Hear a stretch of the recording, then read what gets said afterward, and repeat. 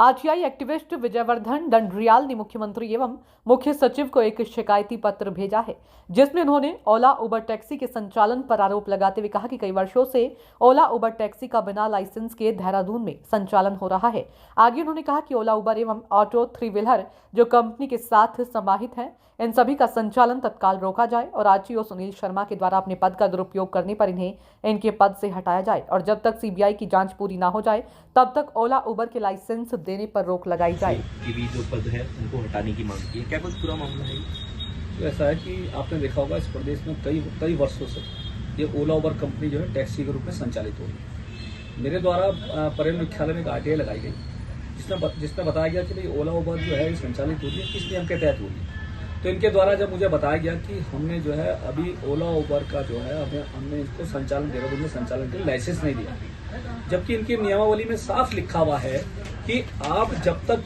आपको एग्रीगेटर का लाइसेंस, जब तक संचालन का लाइसेंस नहीं मिल जाएगा, जब तक आप संचालन नहीं करोगे। लेकिन कहीं ना कहीं अगर आप देखोगे इतने वर्षों से अगर ये संचालन हो रहा है और आरटीओ के, अगर हम तो सीधा कहेंगे कि आरटीओ का कहीं ना कहीं संरक्षण प्राप्त है, क्योंकि आपने देखा होगा जो इनकी खुद की 2020 की ऑन डिमांड नियमावली है उसमें सिर्फ जो है टैक्सी संचालन की बात की गई है और यहाँ पर ओला उबर द्वारा जो है ऑटो को भी अधिकृत करके ऑटो को भी अपने संरक्षण में चलाया गया है। तो कहीं ना कहीं जो सीधा पैसा जो ऑटो वालों को या टैक्सी वालों को इतना मिलना था, जो इनके द्वारा जो है ओला उबर कंपनी के द्वारा बिना नियमों के तहत, बिना लाइसेंस लिए जो इन्होंने इतने कमीशन जो है, इतनी लाखों करोड़ों रुपए की जो कमीशन उनके द्वारा जो खाई गई है, हमारी सरकार से मांग है कि इनसे वसूली जाए और इस पर सीबीआई जांच की मांग करते हैं। और इसमें जब तक सीबीआई की जांच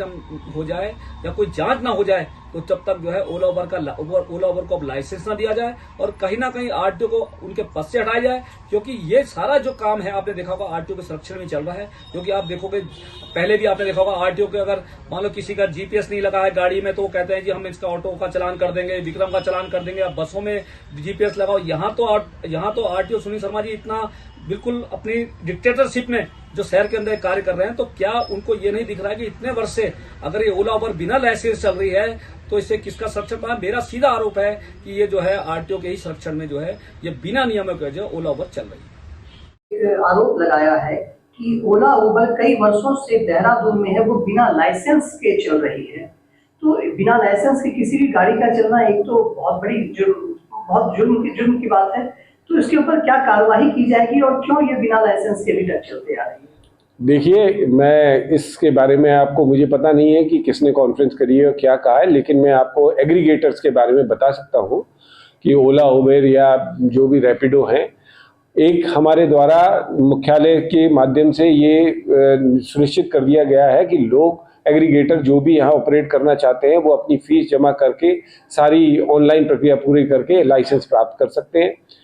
अगर कोई भी वाहन बिना लाइसेंस प्राप्त करे हुए एग्रीगेटर के चल रहा है तो उसके विरुद्ध प्रवर्तन की कार्रवाई होगी। और आपके माध्यम से मैं बताना चाहूँगा कि जितने भी टैक्सी वाले या टू व्हीलर वाले ऐसे एग्रीगेटर जो कि लाइसेंस प्राप्त किया नहीं है और यहाँ पर संचालन कर रहे हैं, तो उनको पकड़े जाने पर परमिट की शर्तों के उल्लंघन पर जुर्माना होगा, उनका परमिट भी कैंसिल हो सकता है। इसके अलावा कोई भी व्यक्ति अगर इन एग्रीगेटर के अंदर चलना चाहता है तो वो पहले उनके लाइसेंस की जानकारी ले ले, लाइसेंस की जानकारी के बाद अपने वाहन को कॉमर्शियल बनाए और नियम अनुसार वो संचालित कर सकते हैं।